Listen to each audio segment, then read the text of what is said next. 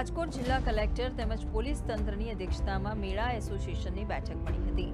રાજ્ય સરકારે પરિપત્ર જાહેર કરી રાઇડ્સ સંચાલકોનો ફાઉન્ડેશનનો પ્રશ્ન ઉકેલ્યો છે, ત્યારે રાઇડ્સ માટેના જીએસટી બિલ તેમજ લાયસન્સ મામલે મહત્વપૂર્ણ બેઠક યોજાઈ હતી, જેમાં ચાર્ટર્ડ એન્જિનિયર દ્વારા દરેક રાઇડની ચકાસણી કર્યા બાદ લાયસન્સ ઇસ્યુ કરવામાં આવશે।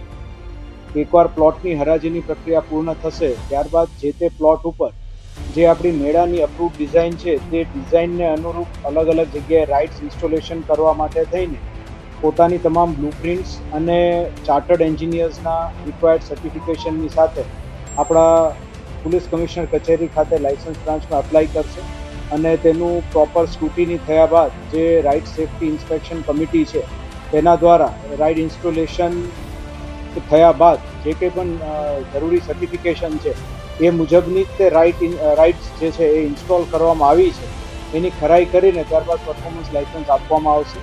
આ એસઓપીમાં જે ચેન્જીસ આવ્યા છે આ વિશે અત્યારે રાઇડ સંચાલકો સાથે મિટિંગ કરવામાં આવી છે। રાઇડ સંચાલકોને સમજૂત કરવામાં આવ્યા છે। અત્યાર સુધીમાં જે ફોર્મ ઓછા લઈ ગયા તમામને 25 તારીખ સુધી ફોર્મ જમા કરાવવાની એક તક આપી છે અને 28 તારીખ સુધી અમે હરાજીની પ્રક્રિયા પૂર્ણ કરીશું।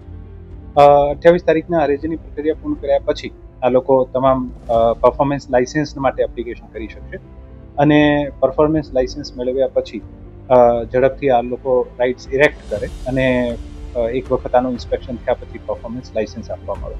આ બાબતે વિભિન્ન મુદ્દાઓ પર ચર્ચાઓ થઈ છે અને મને આનંદ છે કે તમામ રાઇડ સંચાલકો સરકારના નિર્ણય ઉપર સહેમતિ અને ખુશી વ્યક્ત કરી છે અને અમે અપેક્ષા રાખીએ છીએ કે મેળો જે છે આ ખૂબ સારી રીતે આગળ વધશે।